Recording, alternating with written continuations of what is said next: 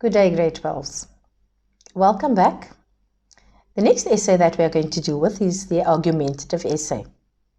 It is probably not the easiest of choices, and if you are going to opt for an argumentative essay, make sure that you know how to answer this question and how to construct this kind of essay. It is the same structure that you are going to use for the essay in paper 2, the literature essay. And so given that, you know that there is a very defined structure and that the tone also has to be formal. So let's commence with the argumentative essay, and let's look at the definition of an argumentative essay. Similar to an argument, you have to present or defend a specific point of view. So that means you either have to agree or disagree with a motion that has been defined in the topic. It must be persuasive because at some point you have to convince readers through a series of substantiated arguments that your point of departure, your argument is valid, it has been well reasoned through, and that you have done the necessary research to back up your argument. So it is evidence-based, and it is not based on the hearsay and assumptions.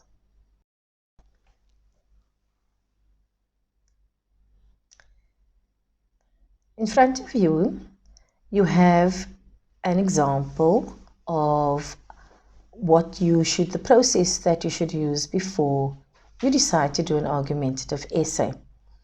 So the first thing you do, as with any topic, make sure that you choose a topic on which you have extensive knowledge. Sometimes there are topics which initially look very exciting, and then once you start planning, you discover that you don't have the necessary substantive information to populate your essay. So be very careful when choosing this kind of essay. It is highly skilled, and you need to make sure that you've practiced and that you have the necessary skills and the necessary knowledge to persuade an audience to agree with your point of view. Please make sure that if given enough time, you are going to do the necessary research to find other relevant opinions that you could use, various pieces of evidence or case studies and examples. Remember that you can also use the internet and newspapers or magazines. If this is the kind of topic that you enjoy writing, make sure that you also read widely and extensively, especially about topical issues. And what can help you is reading newspapers every day, listening to news programs, or other documentaries about issues that basically you feel passionate about. First thing you have to do is to take a stance, have an opinion. And if you are not sure as to which argument is basically the strongest, what you can do is write down as many possible reasons in support of or in opposition of the motion. You can actually do both, because sometimes even though you feel that you agree more with one particular aspect, one side of the motion, you find that your argument is not as convincing as you would like it to be, and you possibly have more information which could substantiate the view that you don't necessarily support as strongly. So base your stance on the quality of the argument that you can present to convince your reader. Let's look at the pictorial stimulus. They are often given topics where it is quite clear, for example, that you have to agree or disagree, and that is a clear indication that it is an argumentative or discursive essay. But what if you are given a picture and you could possibly use that as a stimulus to write an argumentative essay? I've given you in the screen in front of you, there is a picture of two people holding hands. It looks like they are both male figures there. There is the silhouette of a city in the foreground, the background, and the two figures in the foreground, and then between them there is either a river or a moat. So obviously these images in the picture do remind us of certain things, and it will allow you to brainstorm ideas which you feel are relevant. So analyze the picture in detail. And what do these images suggest to you? I've now mentioned some of those things that are very clear there. You know, in the exam, you are going to get a black and white photo. In this image, it is quite clear to see there is a sky. It seems to be possibly either the dawn or the setting of the sun, and we see that the sky is mottled with different colors and there are wisps of clouds hovering in the sky. You can decide to base your argument on anything which the picture basically suggests to you. For example, we can think of friendship in the 21st century. And the concept of friendship is suggested by the two people walking side by side and holding hands and supporting each other and moving in a certain direction.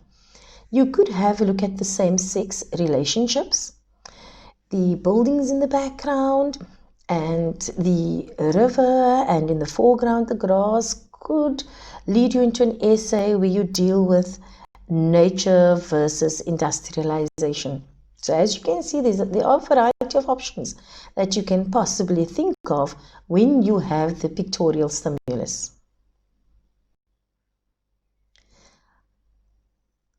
The easy part is probably choosing your topic.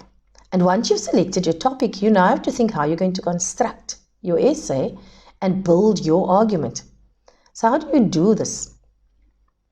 Identify at least 3 to 4 reasons which you think will strengthen your argument. Once you've identified those reasons, you now think of reasons or ways in which you are going to strengthen or populate those reasons. Many schools and teachers have opted to teach learners about the Peel's method or the C method. However, it all boils down to the following. If you have an opinion, your opinion needs to be justified by examples and evidence and a closing statement which is going to show the link between your opinion and the examples that you've chosen to reinforce your argument. Remember that an argument is only going to be really powerful if you can justify it, because ultimately you have to convince your reader that this information that I'm forwarding to you, this opinion is valid, it is well reasoned, and in that way you can convince your reader to agree with you. The example in front of you of a table which has been used as a planning tool is based on the topic homework is a waste of time. Now this is a very simple topic, and I've chosen to start with the most simple way in which to do this. So we've identified our 3 different reasons why we feel homework is a waste of time. So reason number 1, it overworks the brain. The second reason, it is not necessary because we've already spent 6 hours at school, or we spend 6 hours at school on a particular day. And our third reason is that it doesn't matter how we do the work, there's absolutely no teacher to assist us with queries. And so for each of these reasons, we need to give examples. And once again, this is a very basic argument or example that I've selected. Later on, we will look at more detailed, more mature and sophisticated arguments. So what evidence is there? Your head hurts, you end up tired and losing all the knowledge that you've already crammed into your brain. So what is the purpose of actually still continuing with work if you're going to forget it? For reason number 2, you've already spent 6 hours at school on a particular day. 6 hours is indeed a long time, and you need to have your rest and also have time to yourself for leisure or for various chores that have been assigned to you. For reason number 3, you have no teacher to assist you if there are queries. If you have a query, there is no teacher available to you, and so you're going to spend so much time working on something which you have no answer for and which you have no assistance for. Your explanation for reason 1 is if your brain is tired, you are therefore unable to function. See the link between your reasoning and your evidence. Reason number 2, it is unfair that school takes up most of your day because there are so many other things you could do in addition to completing or doing schoolwork. And if you look at reason number 3, the explanation there is that as there is no assistance, there is obviously no solution for whatever problems you encounter, and therefore it's a waste of precious time. So let me reiterate, this is a basic plan, but it is a foundation you can use for whatever argument it has. Make sure that you have your reasons that you've clearly stipulated, and each reason then becomes a paragraph that you're going to develop with evidence, with case studies, with examples, as mentioned earlier. And then you also, at the end of each paragraph, you're going to kind of wrap it up and make sure that you clearly show how your evidence reinforces or supports your reasoning. Your introduction is important, as we continuously say, and this is also your thesis statement. It is an indication of the issue that you are going to argue about, as well as possibly your stance. So it must hook the reader, as has been mentioned so many times. And with the argumentative essay, you are actually already introducing your argument, and you can do so in one sentence. And this is going to be the core or foundation of your essay and your argument ultimately. Remember that you should also expand your thesis statement with facts and sources, and not merely based on your own feelings. We are basically just focusing on the first sentence of your introduction. So you're going to, in one sentence, then introduce your argument and your topic. And now comes the difficult part, where you have to structure your introduction. You've completed your plan. You know what you want to argue about. You've identified some of the case studies, the examples, the research, etc., that you're going to include in your argument. So how do you structure your introduction?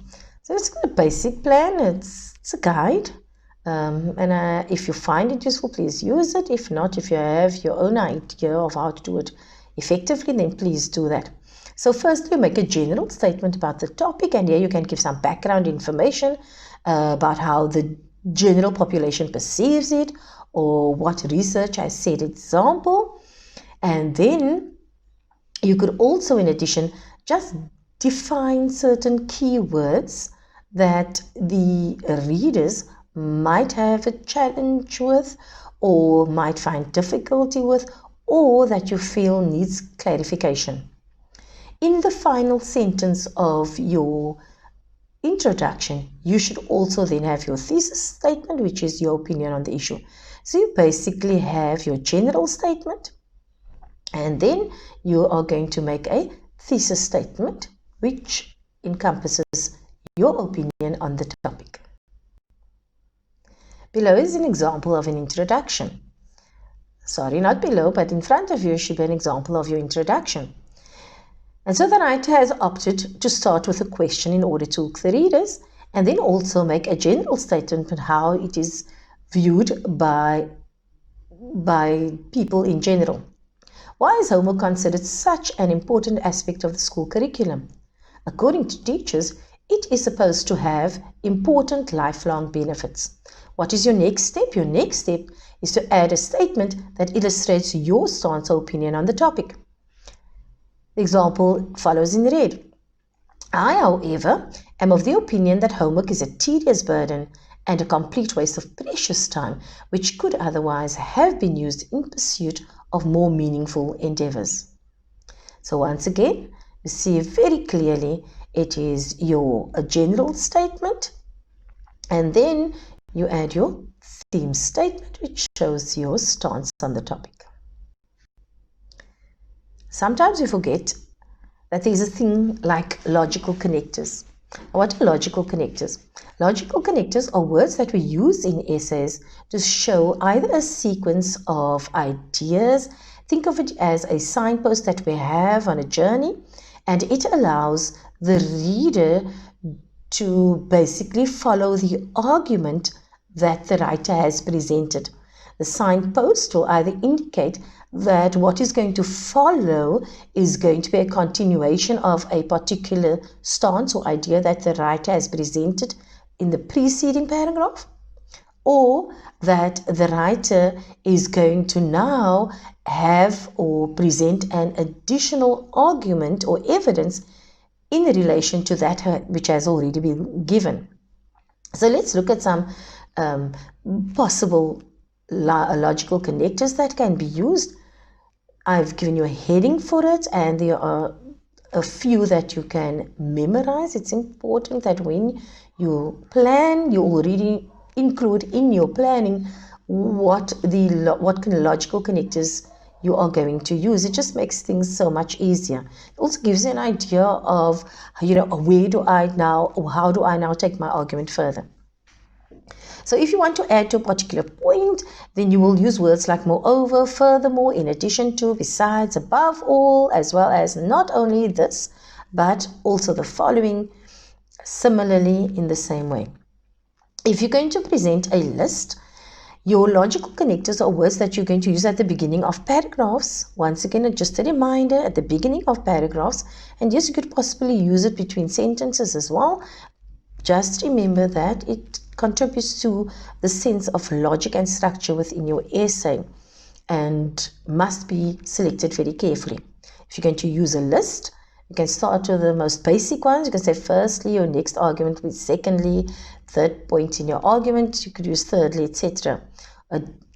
Or else you could use words like another, yet another, finally, to begin with, additionally. And when you come to the end of your argument or your essay, you're going to use words like in order to conclude, finally, lastly. So remember, once again, place these strategically in your essay so that your reader can plot your argument. Here follows some more logical connectors. If you're going to introduce examples, you're going to say that is to say, in other words, for instance, as in the following examples.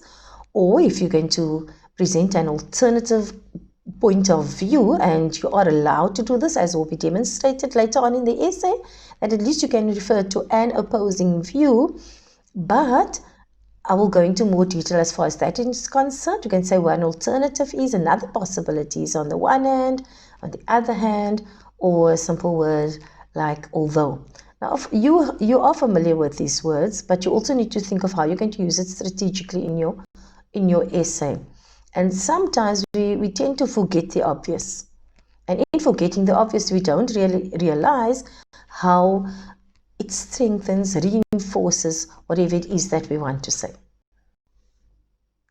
What constitutes evidence? Evidence would be using examples, would be quoting expert opinions, using anecdotes, and these are short personal accounts about an incident or an event, observations, that is our own observations or about what we see is happening around us.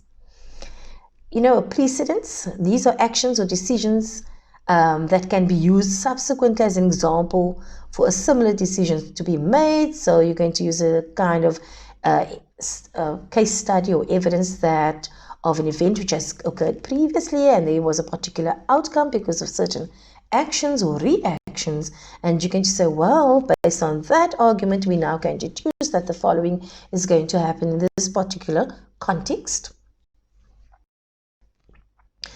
Now that we have ascertained that we need to have a sound introduction, we need to use logical connectors to show progression of an argument, we now come to the body, our second paragraph.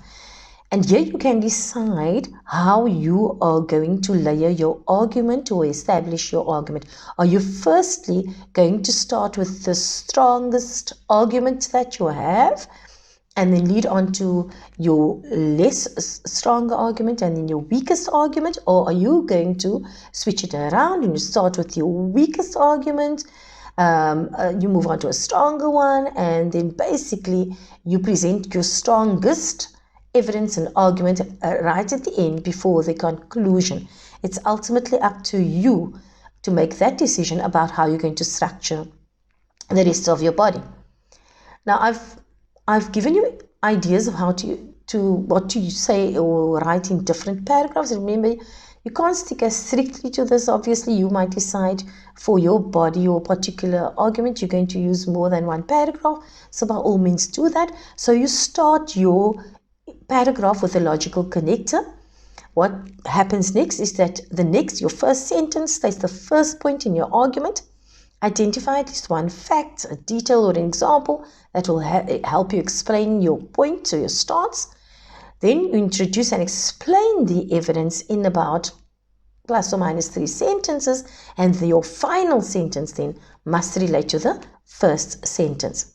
So as you can see, there's a very structured, rigid way in which you can do this, and I don't want to use the word rigidly, forgive the pun, too rigidly, because obviously given your language techniques that you are going to use, you can add a bit of spark and spunk and personality to your argument. It doesn't have to be, and it shouldn't be, in fact, be a detached kind of matter-of-fact argument, because this is a persuasive task which shows that you have to basically persuade individuals, motivate them why they have to agree with the stance that you've taken on the topic. Here is an example of a typical first paragraph in the body. So first and foremost, note first and foremost, because this is the first point in your argument. It overworks the brain. Your head literally hurts because you are physically exhausted, and in addition you have to cram in facts and figures which you often do not understand, and so there is your evidence that you use. In the end, after all the effort, you still cannot remember even the most minuscule details because it feels as if there's simply no more space to store more information. And so there, if you can see, the latter sentence is a kind of link between the evidence that you've presented and the opinions which you've stated at the beginning of your paragraph. And so if you follow this kind of structured format, it would be easy then to present quite a strong argument. So in all of your subsequent arguments, you are basically going to use the same format. You start with a logical connector. Your first sentence states the second point in your argument, or the third point, or the fourth point. Identify a fact, a detail, or an example that will help strengthen your point. Introduce and explain the evidence in plus or minus 3 sentences, and then your final sentence must relate to the first sentence. An example of a subsequent paragraph in the body of an essay is the following. Note the underlined logical connector in addition to show that you are now adding more strength or strengthening your argument by giving extra information or having an additional argument. It is unnecessary because you have already spent 6 hours minimum at school for the day. This is too much time because you also need me time to relax and reflect. Many students have chores and extracurricular activities, and there's so much homework. Where will you find the time to enjoy yourself? Thus, you should be given freedom to do things other than schoolwork once you get home. So as you once again can see, it is basically the same kind of format that you're going to follow in all the subsequent paragraphs of your essay. Here is our conclusion. In conclusion, or finally, homework is an utter waste of time as one learns nothing new because the brain is simply too exhausted. Apologies there for the typo. Exhausted after a long, grueling day at school. After all, who wants to be stifled by mountains of books when there are so many fun things to do? And so your last question basically engages the reader, makes them think about their own circumstances, and it also once again reinforces the primary argument that the writer has used in this particular essay. I must once again reinforce that this is basically a very rudimentary essay example that I've used, and later on we are going to look at a more sophisticated essay that has been written by a grade 12 student. I've used this very fundamental example so that you can understand the basic building blocks that you can use in order to develop an argumentative essay. Although you are supposed to present your side of the issue very clearly, nothing prevents you from actually, in one of those paragraphs, including an opposing view. And how do you do this? How do you integrate it in your essay? Obviously, you don't want your reader to agree with the opposing point of view. And so how do you do this effectively? You can do this effectively by presenting that alternative opposing point of view, but in that paragraph, what you also do is you refute or you rebut this counter argument by juxtaposing the points that the writer has used or that the proponents of that opinion or view use constantly, and then what you do is you bring in your own information to rebut that argument. And the rebuttal is basically being a rebuttal is when you use information to neutralize an opposing writer or speaker's argument that they have presented, and it is a terminology that's often used in debating. When you introduce a counter argument, it gives your reader a sense that you are confident about what you want to argue, and so that you also have done enough research on the topic so that you can basically rebut or shoot down the counter argument. I think it just makes for more sophisticated writing if you can integrate a counter argument in your essay. So here goes.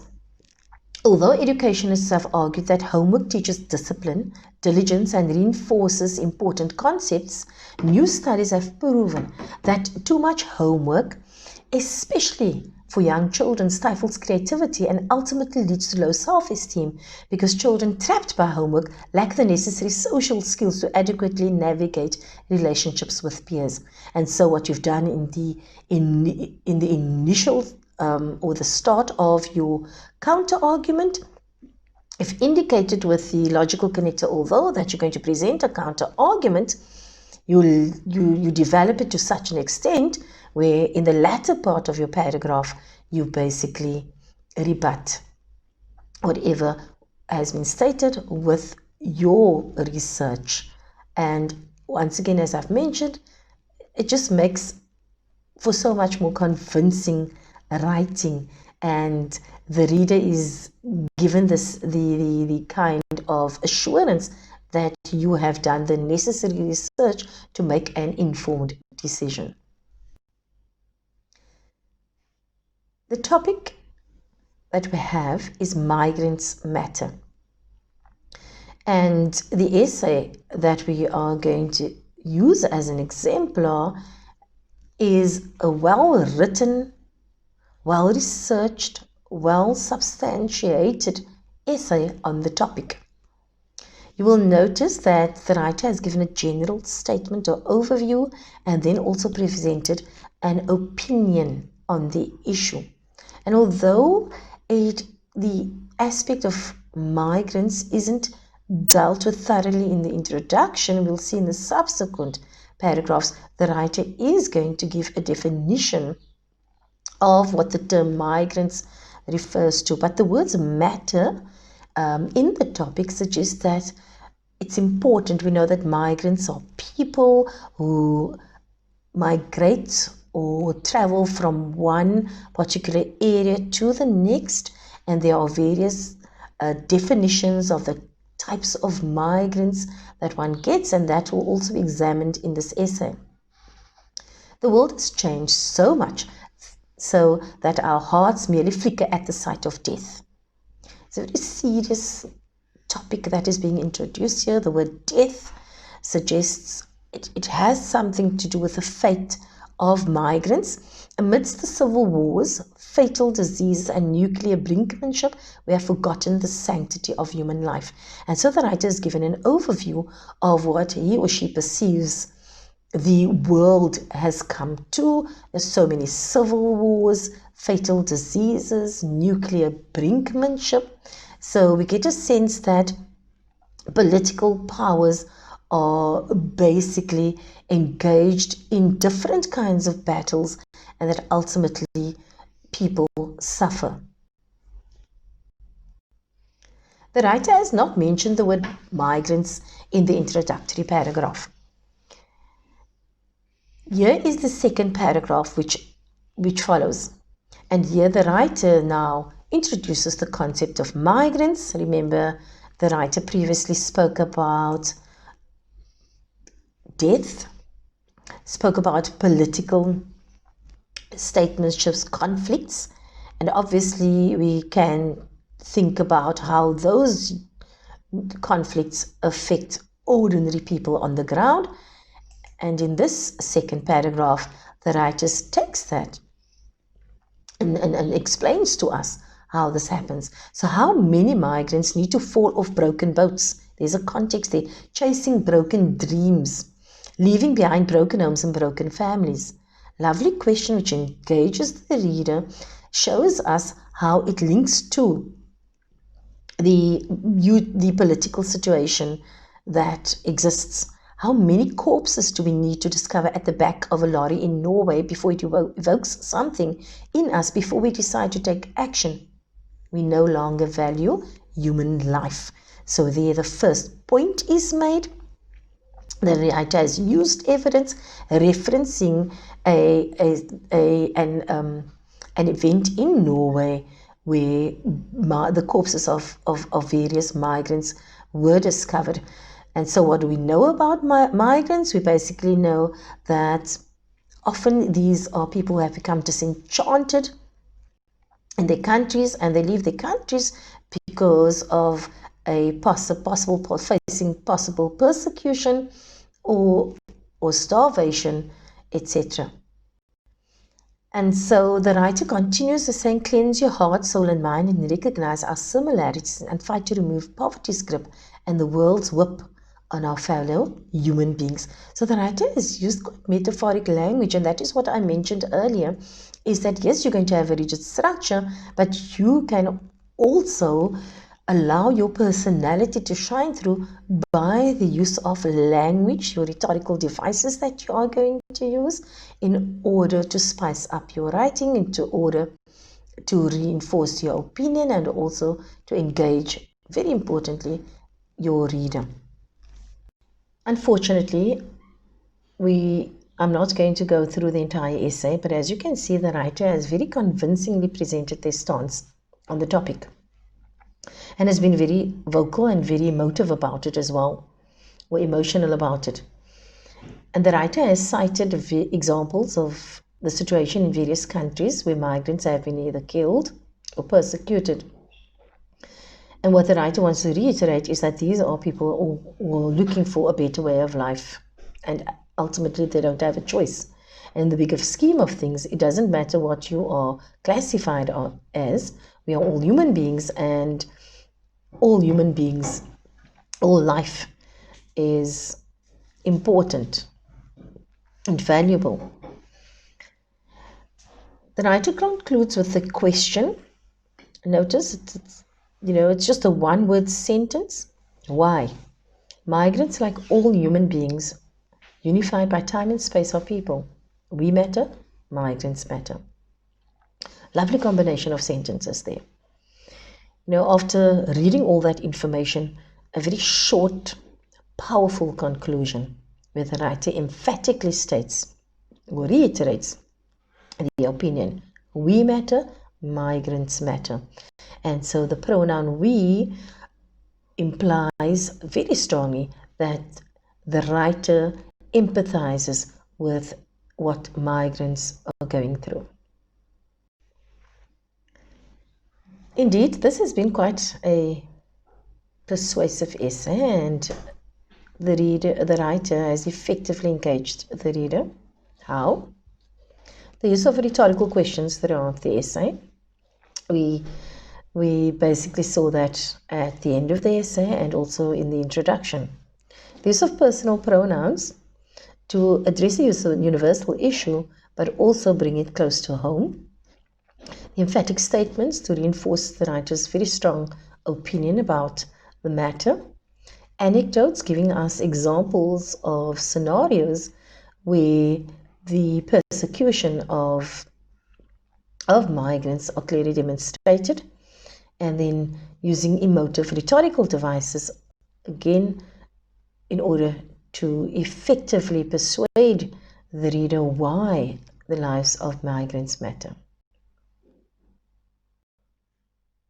Let's just reiterate what we've heard today about the argumentative essay. Remember, it starts with your choice of topic to make sure that you do know or have information about the topic, your introduction that must hook the reader, introduce your argument, and also your stance on the topic. Once you've identified that information, you need to make sure that you have enough evidence. And what is the evidence? It's the use of examples, expert opinions, anecdotes, etc. that you are going to use to populate your body. Each paragraph must be structured in a particular way. You must make sure that you start your body with relevant logical connectors.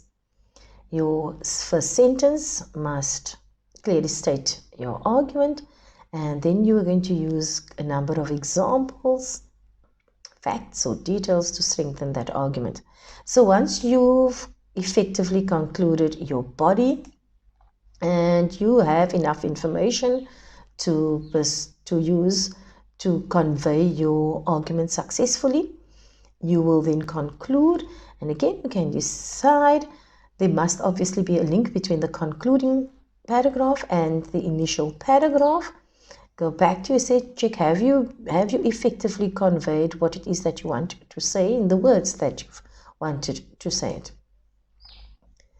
I must warn you though that there are many common mistakes that writers make, and these are the common mistakes. Writers often blend genres. When we talk about the blending of genres, writers often somewhere, if it's not very well planned, they start off with an argumentative essay and then it becomes a reflective essay, and it loses basically the strength or the force of the argument that you've wanted to present.